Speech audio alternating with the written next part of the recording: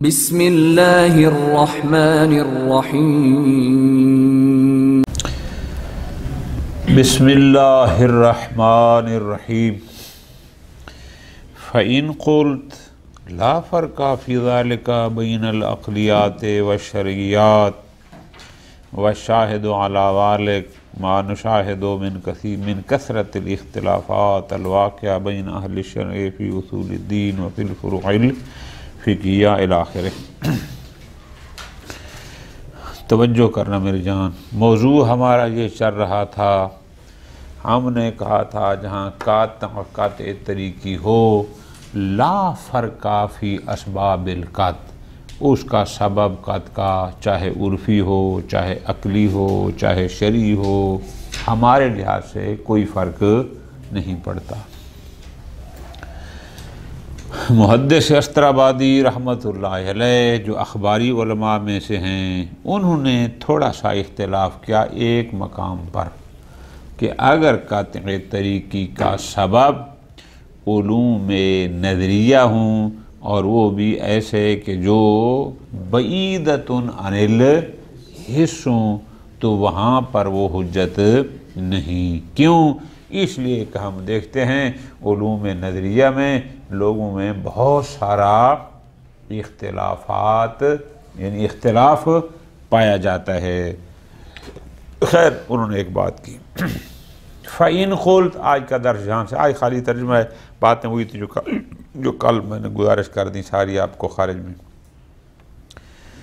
اگر وہ خود ہی کہتے ہیں کہ اگر کوئی میرے اوپر یہ اشکال کرے کہ جناب یہ فقط علوم عقلیہ میں یعنی فلسفے اور منطق میں فقط وہاں تو اختلاف نہیں، یہ جو علوم ہیں دوسرے شرعی ہم دیکھتے ہیں علم کلام میں کوئی کہتا ہے کہ نبی کے لیے صحو ممکن ہے، کوئی کہتا ہے ممکن نہیں ہے، ایک کہتا ہے جمعہ واجب تخییری ہے، دوسرا کہتا ہے حرام ہے۔ اختلاف تو جہاں شریعت میں بھی اگر وہاں اختلاف ہے عقلیات میں تو شریعت میں بھی اختلاف تو اسی طرح ہے۔ لہٰذا پھر یہ تو کوئی بات نہ ہوئی کہ وہاں چونکہ اختلاف زیادہ ہے لہٰذا وہ قابل قبول نہیں، تو پھر شریعت میں بھی تو اختلاف بہت سارا موجود ہے، پھر آپ یہاں بھی نہ کریں تو پھر رہ کیا جاتا ہے پیچھے؟ تو جواب میں کہتے ہیں کہ نہیں، شرعیات میں اختلاف وہاں آتا ہے جہاں وہ ایک مقدمہ عقلیہ کو ساتھ ملاتے ہیں جو عقلیہ نظریہ ہوتا ہے، بدیہیہ نہیں ہوتا۔ اگر وہ اس میں مقدمہ عقلیہ کو نظریہ کو ساتھ نہ ملائیں تو پھر شاید اختلاف نہ ہو۔ بڑی پیاری مثال اللہ کرے سمجھا سکوں، وہ کیا ہے کہ علم کلام میں ایک بحث ہے کہ آیا نبی کے لیے سہو جائز ہے یا جائز نہیں۔ شیخ صدوق اور کچھ دیگر علماء قائل ہیں کہ سہو جائز ہے، ممکن ہے۔ دوسرے رات کہتے ہیں کہ نہ، نبی کے لیے سہو جائز نہیں۔ اب یہ جو سہو کا جواز اور عدم جواز ہے در حقیقت، توجہ کا لطف آئے گا، در حقیقت یہ ایک مقدمہ عقلیہ نظریہ سے مربوط ہے۔ کیا؟ جو کہتے ہیں کہ السہو عیب، جو اس سہو کے عیب کے قائل ہیں وہ کہتے ہیں نبی کے لیے سہو جائز نہیں ہے۔ جو کہتے ہیں السہو لطف، جو لطف سمجھتے ہیں وہ کہتے ہیں جائز ہے۔ تو در حقیقت اس کا جواز اور عدم جواز کی بحث جو علم کلام میں آتی ہے شریعت میں، وہ در حقیقت اس کے ہے۔ وہ کہتے ہیں کہ عقل اس کو عیب سمجھتا ہے، وہ کہتے ہیں کہ عقل اس کو لطف سمجھتا ہے۔ تو اس کا مطلب ہے شریعت میں اگر کوئی اختلاف ہے تو در حقیقت کسی مقدمہ عقلیہ نظریہ کی وجہ سے یہاں کر اختلاف ہو رہا ہے، ورنہ یہ اختلاف یوں نہ ہوتا۔ ٹھیک ہو گیا جی؟ خوب، یہ ان کی بات تھی۔ پھر آگے ہم کہتے ہیں بس یہی وجہ ہے، خود کہتے ہیں کہ میں جو کہہ رہا ہوں کہ اگر قطع کا سبب کوئی مقدمہ عقلیہ نظریہ ہو، اور نظریہ بھی ایسا جو بعیدۃ عن الحس ہو، وہاں پر وہ حجت نہیں۔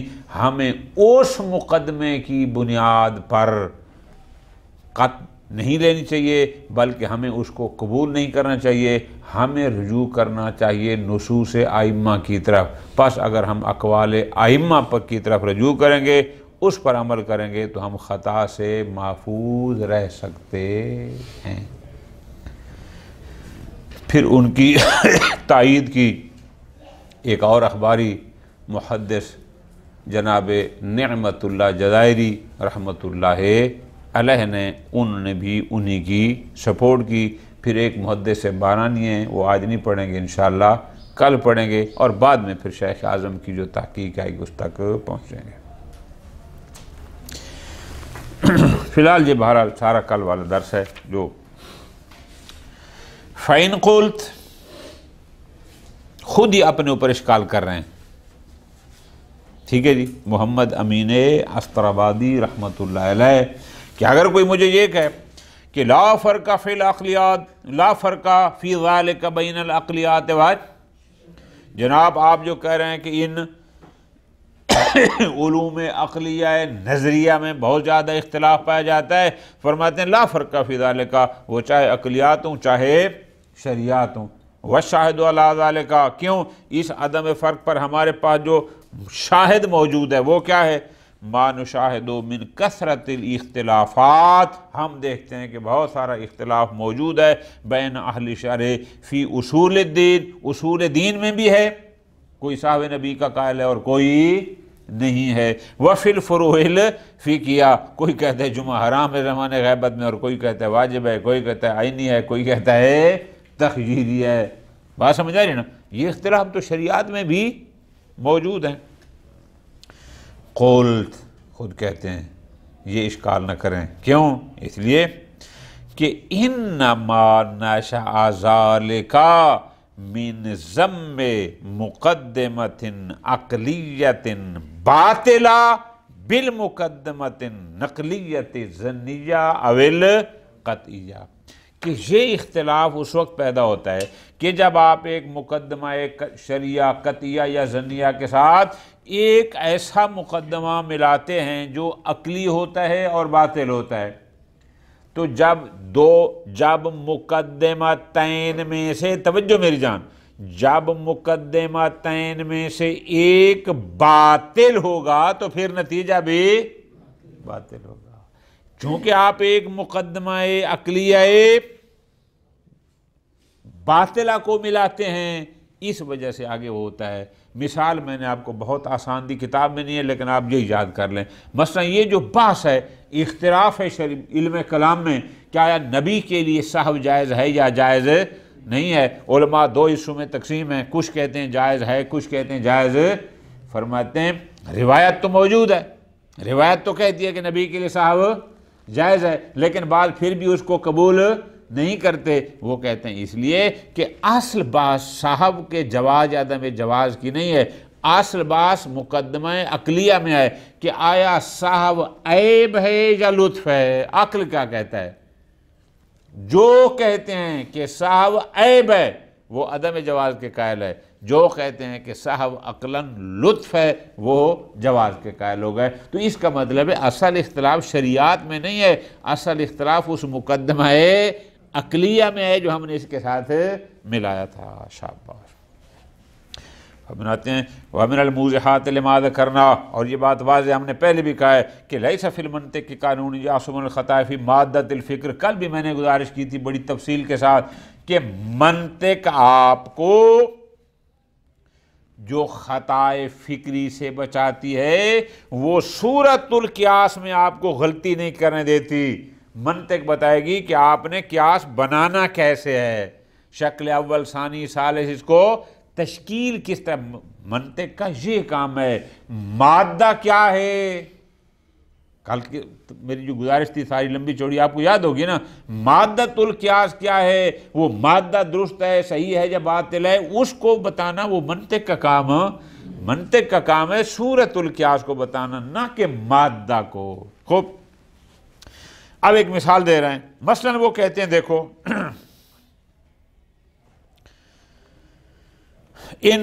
ایک اختلاف ہے دو بڑے فلسفی گروہوں میں، ایک مشائعین کہلاتے ہیں جو معلم اول ارسطو کے نقش قدم پر چلتے ہیں، یعنی ان کی نظریات کو فالو کرتے ہیں، اور ایک کہلاتے ہیں اشراقیین جو افلاطون کے نظریات کو، ٹھیک ہے جی۔ ایک ان کے درمیان عجیب سی بحث ہے کہ جو مشائعین ہیں وہ حیولہ کے قائل ہیں، جو اشراقیین ہیں یہ قائل نہیں ہیں۔ اچھا کیا مطلب ہے جی؟ اب تھوڑی سی اس کی وضاحت، اجازت ہے نا آپ کی؟ انشاءاللہ جب آپ بدایت الحکمہ فلسفے میں اور اس کے بعد نہایت الحکمہ اور پھر انشاءاللہ آپ زندگی رہی تو کیا پڑھیں گے، شرح منظومہ، اسفار، بڑی بڑی کتابیں جو الحمدللہ سلیبس سے نکال دی گئی ہیں، چونکہ ان پر شائریہ نہیں ملتا تو پڑھتا بھی کوئی نہیں۔ اگر آپ پڑھیں تو وہاں پر آپ کو یہ چیز ملے گی۔ حیولہ کیا ہوتا ہے؟ ایک آسان مثال ایک شاعر نے دیا ہے، اللہ اس کو سلامت رکھے، اگر زندہ ہے، مرحوم ہو گئے تو اللہ مغفرت کرے۔ وہ کہتے ہیں یہ جو ٹیبل پڑی ہے نا، ایک ہے لکڑی، خود خشب لکڑی، وہ ٹیبل ہے، وہ کرسی ہے، وہ دروازہ ہے، وہ کھڑکی ہے، یہ نہیں، خود خشب۔ ایک ہوتا ہے اس خشب کا اس ٹیبل کی صورت میں آنا، اس ڈائس کی صورت میں ہونا، اس کرسی کی صورت میں ہونا۔ توجہ کرنا ہے میری جان، ان کا نظریہ یہ ہے کہ یہ جو جسم ہے اس میں دو جوہر ہوتے ہیں، ایک ہوتا ہے حیولہ، یعنی ایک ایسی قوت اس میں ہوتی ہے کہ جس کی بنیاد پر وہ وجود میں آتی ہے، یعنی خشب ہے اس میں یہ قوت ہے، آپ اس کو ٹیبل بنا لیں، آپ اس کو کرسی بنا دیں، آپ اس کو ڈائس بنا لیں، آپ اس کو دروازے میں استعمال کریں، کچھ بھی کریں۔ یہ ایک ان کا نظریہ ہے مشائعین کا۔ اشراقی کہتے ہیں کہ نہیں، کوئی دو جوہر نہیں، جوہر ایک ہی ہوتا ہے، وہ ایک ہی جوہر ہے جو مختلف صفات کو قبول کرتا ہے، کبھی اس میں کوئی صفت جاتی ہے، کبھی اس میں کوئی صفت جاتی ہے، لہٰذا وہ حیولہ کے قائل ہے۔ اب یہ ساری باتیں وہاں منطق میں ہیں، ٹھیک ہے، یہ فلسفی ابحاث ہیں۔ اب یہ فرماتے ہیں کہ ان المشائعین، جو مشائعین ہیں یعنی جو ارسطو کے معلم اول کے، جو اس کے نظریات کو فالو کرتے ہیں، جن کو مشائعین کہا جاتا ہے، وہ کیا کہتے ہیں؟ ادعوا البداہۃ، وہ دعویٰ کیا کرتے ہیں؟ وہ کہتے ہیں جناب بدیہیات میں سے ہے۔ یاد ہے نا کل میں نے کہا تھا کہ جس کا مقدمہ بدیہی اور ضروری ہو وہ برہان کہلاتا ہے، وہ کہتے ہیں بدیہیات میں سے ہے۔ کیا جی؟ مثال دے کے سمجھا رہے ہیں کہ انا تفریع ما کوزن الی کوزین، پہلے ایک لوٹے میں ایک مٹکے میں پانی پڑا تھا، آپ نے اس کو پھر دو میں کر دیا، تو وہ کہتے ہیں اعدام لشخص ہی، پہلے جو ایک میں تھا ہم اس ایک کی اکائی کو ختم کر رہے ہیں، احداث لشخصین آخرین، بلکہ اب اس کو دو مٹکوں میں یا دو کوزوں میں اس کو نیا وجود، یعنی وہ جو اکائی والا وجود تھا اس کا اعدام وہ ختم اور نیا وجود اس کو دے دیا دو والا، یہ کہتے ہیں۔ وَعَلَىٰ هَٰذِهِ الْمُقَدَّمَةِ، اور اسی بنیاد پر وہ بنو اثبات الحیولہ، وہ جو حیولہ کے قائل ہیں وہ ہو، اسی بنیاد پر آگے چلتے ہیں۔ اشراقیین وہ ہیں جو افلاطون کے پیروان ہیں، وہ کیا کہتے ہیں؟ ادعوا البداہۃ، وہ کہتے ہیں کہ نہیں جناب بدیہیات میں سے ہے، یہ بھی دعویٰ ہے بداہت، ان کا بھی دعویٰ ہے۔ اچھا کیا کہتے ہیں؟ کہ لیس اعداما للشخص الاول، کہ نہیں وہ جو ایک مٹکے میں پانی تھا ہم اس کی اکائی کو معدوم نہیں کر رہے، اس کو ختم نہیں کر رہے، بلکہ ان عدم صفت من صفات، کہ پہلے اس میں اور صفت تھی اب اس میں اور صفت ہے، پہلے صفت اتصال تھی، اب صفت انفصال آ گئی ہے، ورنہ ہے ایک ہی، یہ نہیں کہ پہلا وجود ختم اور نئے وجود دیے۔ خوب، یہ انہوں نے ایک مثال دی کہ ایسے جو ان کے اختلاف ہیں۔ ثم قال، او واپس جانے ابھی، او محدث استرابادی، پھر آگے کیا فرماتے ہیں؟ اذا عرفت ما مہدناہم من الدقیقۃ الشریفہ، اب یہ جو میں نے کل کہا تھا کہ ایک چھوٹا سا مقدمہ ہے جو دقیق بھی ہے، علمی بھی ہے، شریفتن بڑا معتبر ہے، اہم ہے، اب یہ سارا مقدمہ جو میں نے ابھی تک بیان کیا، جب آپ نے اس کو اچھی طرح سمجھ لیا، اب میں کہتا ہوں اذا تمسکنا بکلامہم علیہم السلام فقد اسمنا من الخطا، پس اگر ہم کلام ائمہ معصومین علیہم السلام سے متمسک رہیں گے، اسمنا من الخطا، ہم خطاؤں سے محفوظ رہیں گے۔ وَإِن تَمَسَّكْنَا بِغَيْرِهِمْ، لیکن اگر ہم کلام ائمہ اور نقلیات کو، احادیث کو چھوڑ کر ان عقلیات کے پیچھے جائیں گے، لم نعصم عنہ، پھر ہم خطا سے محفوظ نہیں رہ سکتے۔ انتہا کلامو، یہ ساری عبارات شیخ اعظم نے محدث استرابادی کی۔ اب سمجھ آ گیا جان؟ بس ان کا نظریہ یہ ہو گیا کہ علوم نظریہ جو قریبہ الی الحس نہ ہوں، اس کو معیار بنا کر ہم احکام شریعہ کو اخذ نہیں کر سکتے، بلکہ ہمیں نقلیات کی طرف جاننا ہوگا، نقل کی طرف، احادیث کی طرف۔ والمستفاد من کلامہ، شیخ اعظم فرماتے ہیں کہ محدث استرابادی رحمۃ اللہ علیہ کی یہ جو عبارت ہے، اس عبارت سے جو ہم سمجھیں وہ یہ ہے کہ عدم حجیت الادراکات العاقل فی غیر المحسوسات وما تکون مبادہ قریبہ من اگر ادراکات عاقل محسوسات میں بھی سے نہ ہو، یا اس کے ادراکات قریبہ من الاحساس بھی نہ ہوں، تو ایسے ادراکات عقلیہ حجت نہیں ہیں۔ اچھا، یہاں تک یہ کہا۔ فقد استحسن ما ذکرہ غیر واحد مما تاخر، اب یہ بات فقط انہوں نے نہیں کی، ان کے بعد بھی کئی اور محدثین اخباری آئے جنہوں نے محدث استرابادی کی کلام کی کیا کیا ہے؟ تائید کی، احسن کا ہے۔ اذا لم یتوافق الحقول، یعنی اگر وہ مقدمہ عقلیہ قطعیہ نہ ہو، ضروریہ نہ ہو، تو اس میں تائید کی۔ ان میں سے ایک نام ہے السید المحدث الجزائری، ان کا پورا نام ہے نعمت اللہ جزائری رحمۃ اللہ علیہ۔ فی اوائل شرح تہذیب، تہذیب جو شیخ طوسی کتاب ہے کتب اربعہ میں، اس پر انہوں نے شرح لکھی ہے۔ علی ما حکی عنہ، شیخ اعظم کہتے ہیں میں نے پڑھی تو نہیں ہے لیکن کسی نے ان سے نقل کیا ہے کہ انہوں نے یہ کہا ہے۔ قال بعد ذکر کلام المحدث المتقدم بطولہ، کہ پہلے انہوں نے محدث استرابادی کی پوری عبارت کو نقل کیا، اور پوری عبارت لکھنے کے بعد نعمت اللہ جزائری رحمۃ اللہ علیہ نے پھر اپنی بات کی۔ اپنی بات میں کیا کہتے ہیں؟ وہ فرماتے ہیں وَتَحْقِيقُ الْمَقَامِ يَقْتَضِي مَا ذَهَبَ إِلَيْهِ، میرے نزدیک بھی تحقیقی نظریہ یہی ہے کہ جو نظریہ محدث استرابادی کا ہے وہی درست ہے، وہی درست ہے۔ خوب، فَإِن قُلْتُ، پھر خود ہی کہتے ہیں اگر کوئی میرے اوپر یہ اشکال کرے کہ فقط قد عدلت العقل عن الحکم فی الاصول والفروع، اس کا مطلب ہے پھر ہمارا، آپ یہ کہنا چاہتے ہیں کہ نہ اصول میں عقل حاکم ہے اور نہ ہی فروع میں، اصلاً ہم عقل کو کوئی اہمیت ہی نہ دیں، عقل کوئی حکم کر ہی نہیں سکتا، نہ اصول دین نہ فروع دین میں۔ فَهَلْ يَبْقَى لَهُ حُكْمٌ فِي مَسْأَلَةٍ مِّنَ الْمَسَائِلِ، تو پھر عقل کہاں حکم کرے گا؟ جب اصول و فروع میں آپ عقل کو حاکم نہیں مان رہے تو پھر یہ عقل کہاں حکم کرے گا؟ اگر کوئی مجھے یہ کہے قل، تو میں جواب میں کہوں گا نا، بات کو آپ سمجھے نہیں ہیں، ہم کوئی اور بات کر رہے ہیں۔ ہم یہ کہہ رہے ہیں امل بدیہیات فہیا لہو وحدہ، جو ضروریات ہیں، جو بدیہی ہیں، یہ فقط عقل کے لیے ہیں۔ هو الحاکم فیہا، بدیہیات میں حاکم فقط عقل ہے۔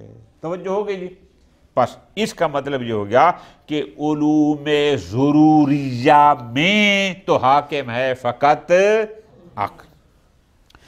اما نظریات، اب جہاں تک مسئلہ ہے نظری کا، جو محتاج استدلال ہوتے ہیں ان کا، اب وہاں پر بھی ہم دیکھتے ہیں فَإِنْ وَافَقَهُ النَّقْلُ وَحَكَمَ بِحُكْمِهِ قُدِّمَ حُكْمُهُ عَلَى النَّقْلِ وَحْدَهُ۔ پوری توجہ، ایک عاقل نے حکم کیا، عقل نظری نے، روایت حدیث اس نے بھی اس کی سپورٹ کی، جو کچھ عقل نے کہا وہی کچھ روایت نے کہا، تو ایسے مقام پر بھی ہم کیا کہیں گے، حکم عقل مقدم ہے نقل پر، ہم وہاں پر بھی عقل کو حاکم سمجھیں گے۔ عقل پہلے ہے نقل بعد میں ہے، تو نقل نے جب توافق کر لیا، تائید کر دی، تو ہم کہیں گے یہاں پر بھی حاکم۔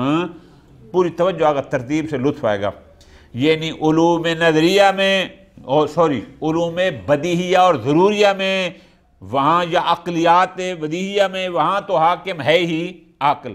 جہاں تک نظریہ ہیں وہاں پر پھر دیکھیں گے، اگر نقل اس کی تائید میں ہے تو بھی ہم کہیں گے کہ عقل نقل پر مقدم ہے، اصل حکم عقل کا ہے۔ دو، لیکن لو تارضا ہوا والنقلی، عقل نے کچھ اور کہا، نقل نے شاباش، اگر عقل نظری بدیہی میں نہیں جانا، اگر سارا مطلب غلط جائے گا، نظری اور نقلی میں تعارض، فلا شک عندنا فی ترجیح النقل، تو ہم وہاں کہتے ہیں کہ ہمارے پاس جہاں نقل و عقل کے تعارض میں نقل کو ترجیح ہے، وعدم الالتفات الی ما حکم بہ العقل، وہاں ہم عقل کی پرواہ، وہاں تعارض میں نقل کو، قول معصوم کو ترجیح دیں گے۔ ٹھیک ہو گیا؟ پھر آگے کہتے ہیں وَهَذَا اصل، یہ ایک کلیہ قاعدہ ہے، یبتنی علیہ مسائل کثیرہ ثم ذکر جملۃ من المسائل المتفرعہ، پھر اس کے بعد انہوں نے کچھ مثالیں بھی دی ہیں۔ اقول، یہ درمیان میں چھوٹا سا چیپٹر ہے، یہ شیخ انصاری رحمۃ اللہ علیہ کا ہے۔ شیخ انصاری ایک چھوٹی سی بات کر رہے ہیں کہ یہ جن لوگوں نے محدث جزائری کی عبارت نقل کی ہے، میں نے کہیں سے دیکھی ہے، میرے اپنے سامنے وہ کتاب ان کی موجود نہیں ہے، ورنہ انہوں نے جو کہا ہے کہ جناب اس پر بہت سارے مسائل ہیں، اور اسی مسائل کی بنیاد پر انہوں نے پھر آگے مثالیں دیں کہ دیکھو فلاں مسئلے میں، فلاں مسئلے میں، فلاں مسئلے میں نقل کو عقل پر ہم ترجیح دے رہے ہیں، چونکہ عقل و نقل کا تعارض تھا۔ فرماتے ہیں میرے پاس کتاب نہیں ہے، اگر ہوتی تو پھر ظاہر اور بات ہوتی، لیکن ایک بات میں کہتا ہوں، وہ کون سی بات ہماری ہو رہی ہے؟ قطع کی، نقطہ سمجھ آ رہا ہے نا؟ بات ہماری کس کی چل رہی ہے؟ قطع کی۔ فرماتے ہیں میں یہ مان نہیں سکتا کہ عقل کی بنیاد پر انسان ایک مسئلہ میں قطع حاصل کر لے اور نقل اس کے معارض ہو جائے، پھر وہ قطع نہ ہوئی نا۔ مجھے اس بات کی سمجھ نہیں آئی کہ احادیث، اقوال معصوم کے سبب انسان کو ایک مسئلہ میں قطع حاصل ہو گئی ہے اور پھر اس کا معارضہ ہو جائے عقل کے ساتھ، نہ کبھی بھی۔ تعادل و تراجیح کی بات آپ نے اصول مظفر میں آخر میں پڑھی ہوگی، وہاں پر یہ باتیں گزری ہیں کہ دو قطع آپس میں کبھی تعارض، دو یعنی دلیلین قطعیتین، ان کے درمیان تعارض، بھائی قطع کیا ہوتا ہے میری جان؟ 100 بتایا، یعنی 100%۔ تو اگر ایک عقلیات کی بنیاد پر انسان کو 100% حاصل ہو گیا ہے تو یہ کیسے ہو سکتا ہے کہ شریعہ پھر اس کے مقابل آ جائے؟ یا نقل کی بنیاد پر قطع حاصل ہو گئی ہے تو اس کا معارضہ عقل سے ہو جائے؟ لا یمکن۔ کہ عقل، توجہ کرنا میری جان، عقل اور نقل، حکم عقل اور حکم معصوم سبب قطع میں معارض ہو جائیں یہ بات قابل قبول نہیں۔ شیخ عالم فرماتے ہیں لا یحضرنی شرح، میرے سامنے شرح ان کی جو کتاب ہے اصل جو انہوں نے لکھی ہے تہذیب پر شرح، وہ ہے میرے پاس نہیں، حتی الاحظ ما فرع علی ذلک، تاکہ میں خود دیکھتا کہ انہوں نے کون کون سے مسئلے جو ہیں وہ اس موضوع میں لائے ہیں کہ دیکھو جی عقل اور نقل کے درمیان تعارض ہے۔ فلیت شعری، کاش میرے سامنے کتاب ہوتی تو پھر بات اور ہوتی، پھر ایک ایک جز کو دیکھتے اور پھر بحث کرتے۔ لیکن ایک بات میں کرتا ہوں، وہ کیا ہے؟ اذا فرض حکم العقل علی وجہ القطع بشیء، جب فرض ہو گیا کہ عقل نے کسی شے کے بارے میں علی وجہ القطع حکم دے دیا، یعنی عقل نے کہہ دیا کہ اس کا حکم یہ ہے اور وہ حکم قطعی، یعنی انسان کو قطع ہو گئی اس بارے میں، کیف یجوز ہو، یجوز مانا یمکن ہو، کیسے ممکن ہے حصول القطع بالظن من الدلیل النقلی علی خلافی، کہ حدیث اس کے خلاف آ جائے کہ حکم قطعی عقل کوئی اور ہو اور مقابل میں حکم قطعی نقلی اس کے مقابل میں ہو، کیف یجوز۔ اس طرح فرماتے ہیں لو فرض حصول القطع من الدلیل النقلی، اگر دلیل نقلی سے قطع حاصل ہو چکی تو اگر سبب نقل تھا اور اس نقل سے قطع حاصل ہو چکی ہے، کیف یجوز حکم العقل بخلافی، یہ کیسے ہو سکتا ہے کہ دلیل نقلی بھی سبب قطع ہو اور اس کے مخالف معارض حکم عقل وہ بھی سبب قطع ہو، دو دلیل قطعی ان کے درمیان تعارض ہو ہی نہیں سکتا۔ پس اگر عقل نے کہہ دیا اور اس سے قطع حاصل ہو گئی کسی حکم کی، نقل اس کے معارض نہیں ہو سکتی، اور اگر نقل سے قطع حاصل ہو گئی تو عقل اس کے معارض حکم نہیں لگا سکتا۔ مجھے یہ سمجھ نہیں آئی کہ جناب نعمت اللہ جزائی رحمۃ اللہ نے کس بنیاد پر تعارض کی، بات یہ ہے۔ انشاءاللہ آگے اور بات ہے وہ پھر کر لوں۔ صلی اللہ علیہ محمد وعلیہ